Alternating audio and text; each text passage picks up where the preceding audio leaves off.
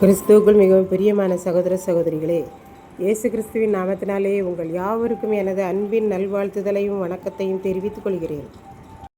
இன்றைய பகலின் குளிர்ச்சியான நாளின் தியான வசனம் யோவான் எழுதின சுவிசேஷம் 9ஆம் அதிகாரம் 15ஆம் வசனம். அவர் என் கண்களின் மேல் சேற்றை பூசினார், நான் கழுவினேன், காண்கிறேன் என்றான். குருடனான பிச்சைக்காரனை இயேசு சீலோவாம் குளத்திலே கழுவச் சொன்னார். அவ்வாறு அவன் கழுவி சுகமானான். அப்பொழுது அயலகத்தார், சுற்றுப்புறத்தில் இருப்பவர்கள் எல்லாரும், அவன் குருடனாய் இருக்கும்போது அவனை பார்த்தவர்கள் எல்லாரும், இவன் குருடனாய் உட்கார்ந்திருந்து பிச்சை கேட்டு கொண்டிருந்தவன் அல்லவா என்றார்கள். சிலர் அவனுடைய சாயலில் இருக்கிறான் என்றார்கள். ஆனால் அவன், நான் தான் அந்த குருடனான பிச்சைக்காரன் என்று சொன்னான். அப்பொழுது அயலகத்தார் எல்லாரும், உன் கண்கள் எப்படி திறக்கப்பட்டது என்றார்கள். அவன் மறுமொழியாக, இயேசு எண்ணப்பட்ட ஒருவர் உமிழ்நீரினால் சேறுண்டாக்கி என் கண்களின் மேல் பூசி, நீ போய் சீலோவாம் எண்ணப்பட்ட குளத்திலே கழுவு என்றார். நான் போய் கழுவினேன், பார்வையடைந்தவனாய் உங்கள் முன் நிற்கிறேன் என்றார். உடனே அயலகத்தார், இப்போது அவர் எங்கே இருக்கிறார்? நாங்கள் அவரை பார்க்க வேண்டும், எங்களுக்கும் அற்புதம் நடக்க வேண்டும் என்றார்கள். அதற்கு அவன், அவர் எங்கேயோ, இப்பொழுது எங்கே இருக்கிறாரோ எனக்கு தெரியாது என்றான். குருடனாயிருந்து சுகமான அவனை பரிசேயர்களாகிய யூதர்களிடத்தில் கூட்டிக் கொண்டு போனார்கள். இயேசு சேறுண்டாக்கி குருடனின் கண்களில் பூசி அவன் சீலோவாம் குளத்திலே கழுவி அவன் கண்கள் திறக்கப்பட்ட நாள் ஓய்வு நாளாய் இருந்தது.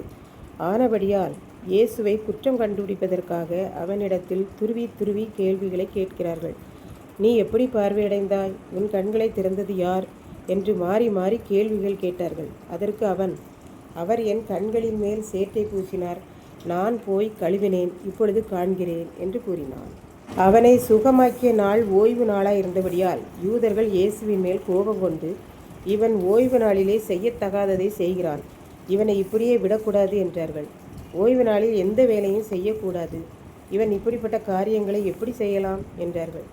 ஆனால் மோசேயின் கட்டளை என்று கூறிக்கொண்டு, நாங்கள் மோசேக்கு கீழ்ப்படிவோம் என்று கூறிக்கொண்டு விருத்த சேதனம் பண்ணுவார்கள்.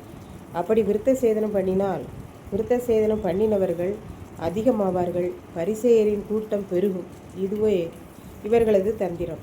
ஆனால் ஓய்வு நாளில் கண் தெரியாத ஒருவனுக்கு கண்ணை திறந்து அவனை வாழ வைத்த இயேசுவை அவர்கள் குற்றவாளிகளாக பார்க்கிறார்கள். அப்படியானால் குருடன் குருடனாகவே இருக்க வேண்டும், அவன் வாழக்கூடாது என்பதே அவர்களுடைய குறிக்கோள். இப்படித்தான் ஒருவர் பிறப்பிலிருந்தே ஒரு துன்மார்க்கர், குடித்து வெறித்து வாழக்கூடியவர். அவர் ஒரு நாள் தன்னுடைய கதையை கூறினார். நான் ஒரு குடிகாரன், எனக்கு கடவுள் நம்பிக்கையெல்லாம் கிடையாது, இஷ்டம் போல் வாழ்ந்து வந்தேன். எனக்கு குடிக்காமல் நல்ல மனிதனாக வாழ ஆசை உண்டு. ஆனால் அநேக நாட்களாய் அதற்காக ஏங்கி அழுதிருக்கிறேன். ஆனால் என்னால் முடியவில்லை. எனக்கு என்ன செய்வது என்று தெரியவில்லை.